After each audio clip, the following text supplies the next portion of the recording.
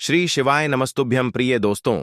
14 अगस्त 2025 यानी गुरुवार को पड़ रही है भाद्रपद मास की हल षष्ठी व्रत। और दोस्तों, यह वह तिथि है जो भाद्रपद मास में पड़ने वाली सबसे बड़ी तिथि है, क्योंकि यह गुरुवार के दिन पड़ रही है और इसका बहुत ही बड़ा और विशेष महत्व होता है। पूज्य गुरुजी ने कहा है कि अगर कभी भी मौका लग जाए और भाद्रपद महीने की गुरुवार हल षष्ठी व्रत को पड़ जाए तो आप लोगों को 3 तुलसी पत्ते वाला उपाय तो अवश्य ही करना चाहिए। इन दोनों का संयोग बहुत ही कम आता है। इसी के साथ में गुरुजी ने अपनी शिव पुराण कथा में बताया है कि इस दिन आपको एक 3 तुलसी पत्ते वाला उपाय तो आपको अवश्य ही करना चाहिए, क्योंकि ऐसा दिन पूरे साल में सिर्फ एक ही बार आता है। और दोस्तों, आप सभी लोग जानते हो कि गुरुवार हल षष्ठी व्रत का अगर सबसे बड़ा कोई उपाय है तो वह 3 तुलसी पत्ते वाला उपाय है। तो दोस्तों, गुरुवार हल षष्ठी व्रत के दिन आप लोगों को इस 3 तुलसी पत्ते वाला उपाय को जरूर करना है। बहुत सारे लोग होंगे जिन लोगों ने इस उपाय को ना किया हो, मतलब पूरा साल निकल गया, उन्होंने किसी भी दिन इस 3 तुलसी पत्ते वाला उपाय को ना किया हो। पर दोस्तों, आपके पास एक आखिरी मौका बचा हुआ है, जो कि 14 अगस्त गुरुवार हल षष्ठी व्रत के दिन है। इस दिन आप लोगों को इस वाले उपाय को जरूर कर लेना है।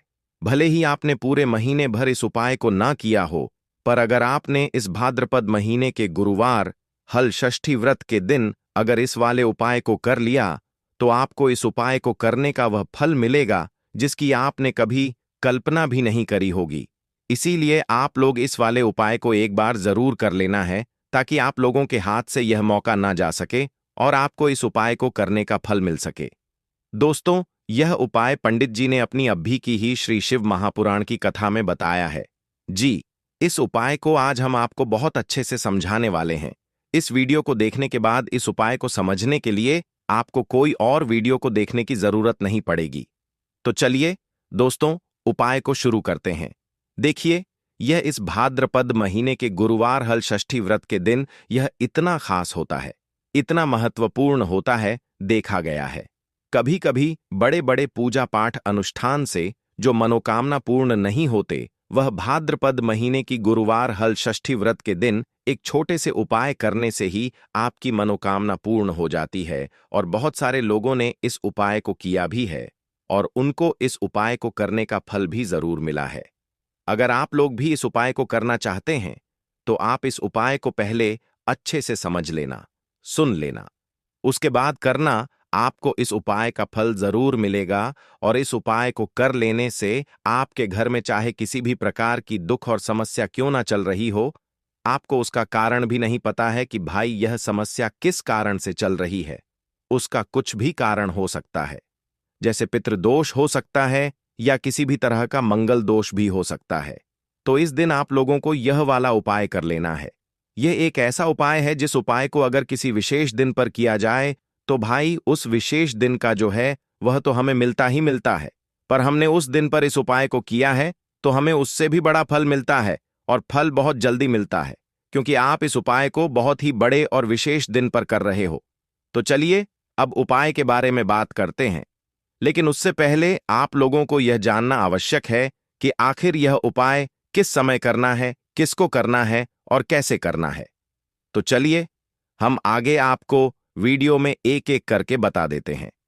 लेकिन उससे पहले अगर आप लोग हमारे चैनल पर पहली बार आए हैं या फिर मेरी आवाज आज पहली बार सुन रहे हैं तो हमारे चैनल को सब्सक्राइब जरूर कर लेना और इस वीडियो को लाइक करके कमेंट बॉक्स में श्री शिवाय नमस्तुभ्यम ओम नमः शिवाय जरूर टाइप कर देना। तो दोस्तों, इस 3 तुलसी पत्ते वाला उपाय को हमें इस गुरुवार षष्ठी तिथि के दिन कैसे करना है, किसको करना है, किस समय करना है और कहां पर करना है, ये सारे सवालों के जवाब आपको इस वीडियो में मिल जाएंगे।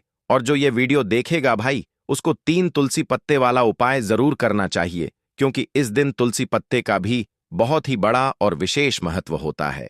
आज आए 3 तुलसी पत्ते वाला उपाय की तो यह सोने पर सुहागा वाली बात हो जाती है और यह एक बहुत ही बड़ा उपाय हो जाता है इस गुरुवार षष्ठी तिथि का। तो अब दोस्तों, इस 3 तुलसी पत्ते वाला उपाय को आखिर करना किसको है, सबसे पहले हम लोग वह बात जान लेते हैं। तो देखो, घर की जो बड़ी माताएं बहनें होती हैं उन माताओं बहनों में से कोई भी एक बड़ी माता बहन इस वाले उपाय को कर सकती है। और दोस्तों, अगर आप चाहें तो अपने घर में से सभी सदस्यों को भी इस उपाय को करवा सकते हैं। अगर किसी व्यक्ति की खुद की कोई मनोकामना है, खुद की कोई दुख और परेशानी है जो कि वह अपने लिए ही करना चाहता है, इस वाले उपाय को तो वह खुद अपने लिए भी कर सकता है। बाकी अगर कोई घर में से ऐसा है जो कि अपने पूरे घर परिवार की सुख और शांति के लिए यह वाला उपाय करना चाहता है, तो भाई वह भी कर सकता है। उसमें भी कोई दिक्कत वाली बात नहीं है। कहने का मतलब यह है कि इस उपाय को हर एक सदस्य भी कर सकता है और पूरे घर परिवार के सदस्य के लिए घर की बड़ी माताओं बहनों में से कोई एक माता बहन भी कर सकती है। माताएं बहनें अगर घर में उपस्थित ना हो या वह यह वाला उपाय ना कर पा रही हो, तो फिर घर का कोई बड़ा सदस्य भी इस 3 तुलसी पत्ते वाला उपाय को कर सकता है। चाहे फिर वह पुरुष ही क्यों ना हो, उसमें कोई भी दिक्कत वाली बात नहीं है। उसके बाद में दोस्तों जो अगला प्रश्न निकल कर आता है वह यह आता है इस उपाय को लेकर कि आखिर इस उपाय को हमें किस समय करना है। सुबह वाली बात नहीं है।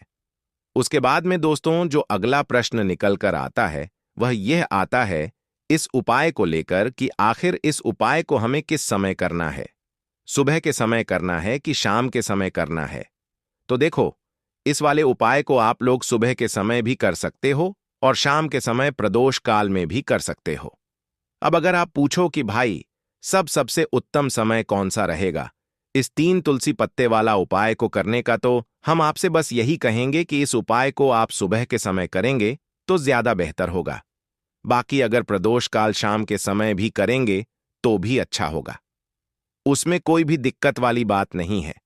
तो अब दोस्तों जो अगली सबसे बड़ी और महत्वपूर्ण बात आती है वह यह आती है कि सुबह अगर हम उपाय को करेंगे तो हमें कितने बजे से लेकर कितने बजे तक के बीच में करना है, और शाम के समय प्रदोष काल में करेंगे तो हमें कितने बजे से लेकर कितने बजे के बीच में करना है।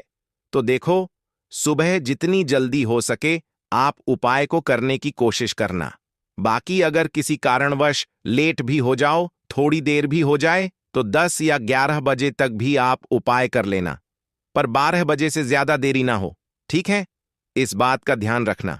उसके बाद में दोस्तों अगर शाम के समय प्रदोष काल की बात करें, प्रदोष काल का जो समय है होता है वह शाम के 6 बजे से शुरू हो जाता है।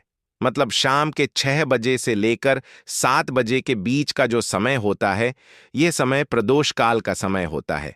तो आप इस उपाय 7 बजे के बीच में भी कर सकते हो। मतलब शाम के 6 बजे से रात 8 बजे के बीच में आप कभी भी इस वाले उपाय को कर सकते हो, उसमें कोई भी दिक्कत वाली बात नहीं है। तो देखो दोस्तों, सबसे पहला उपाय देखिए, आपको क्या करना है, तुलसी जी के 3 पत्ते लेना है।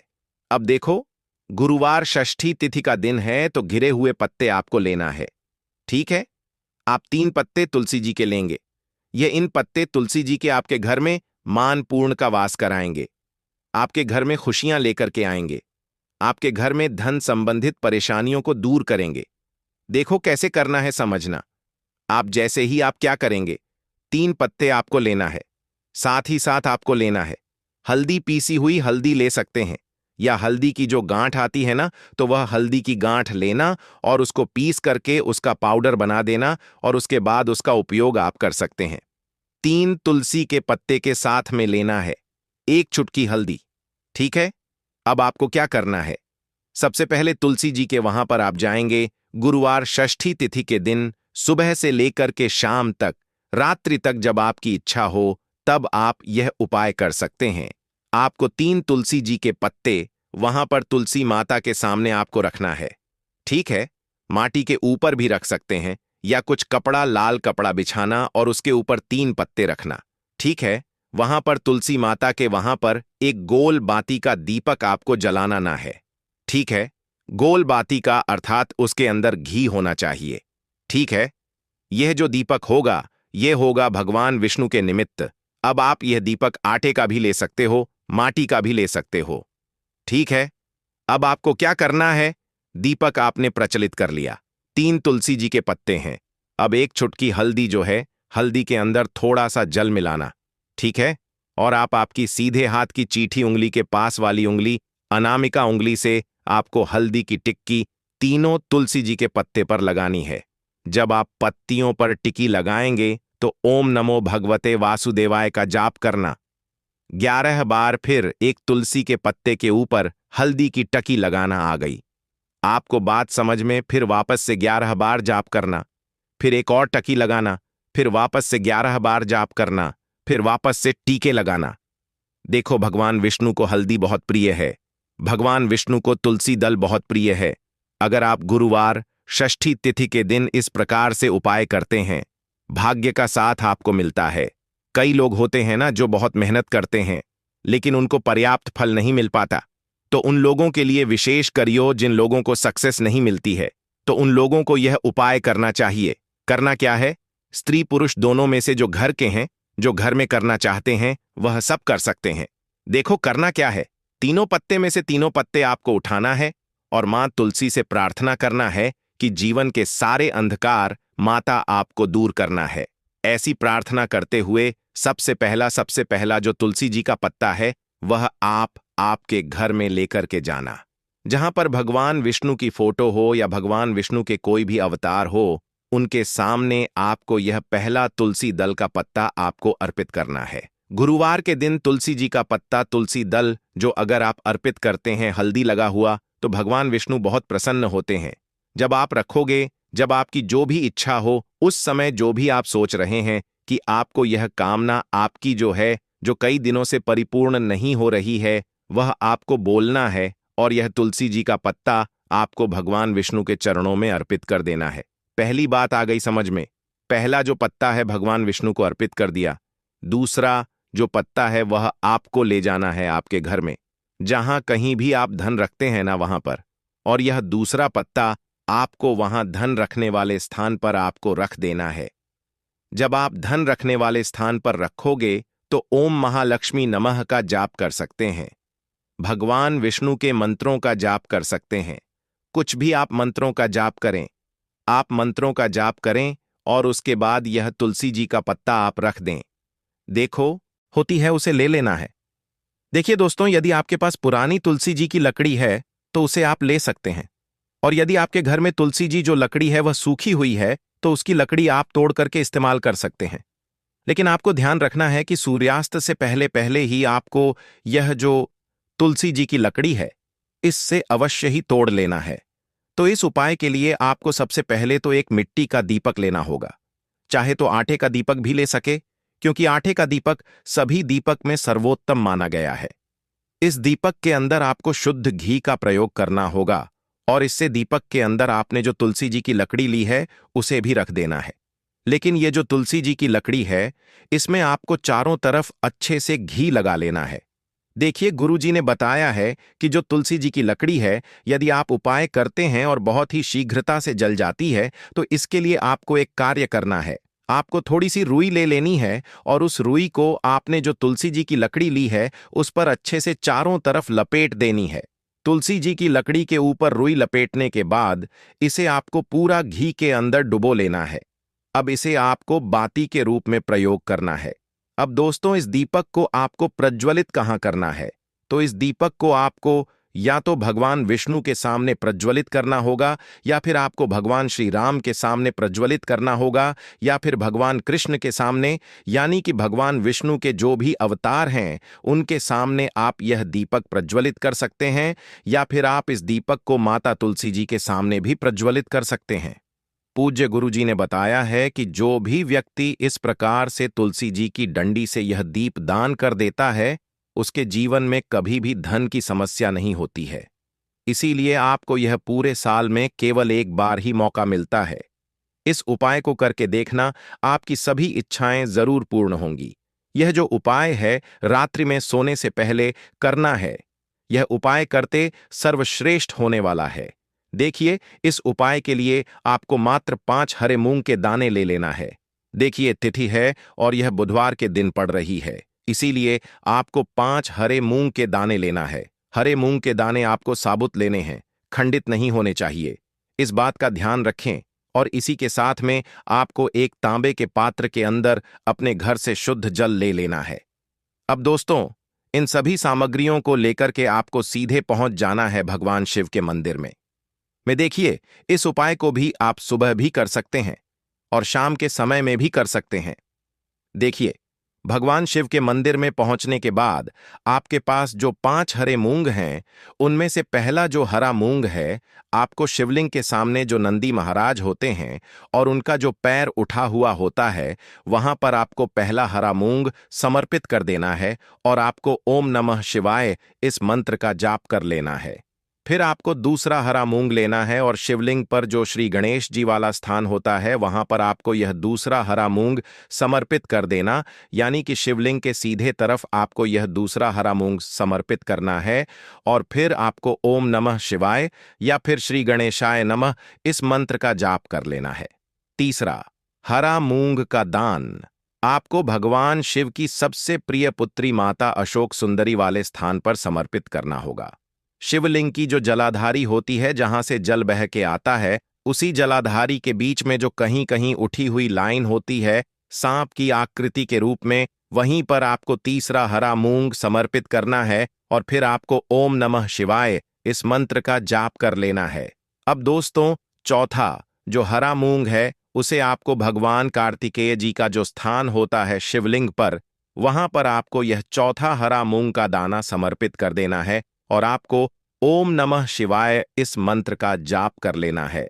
अब दोस्तों, आपके पास जो 5वां और अंतिम हरा मूंग बचा हुआ है, उसे जल के पात्र के अंदर डाल देना है और इस हरे मूंग से युक्त जल से आपको भगवान शिव के शिवलिंग का अभिषेक कर देना है। धीरे धीरे समर्पित करते जाना है और लगातार आपको शिव महापुराण के मूल मंत्र श्री शिवाय नमस्तुभ्यम इस मंत्र का जाप करते रहना है।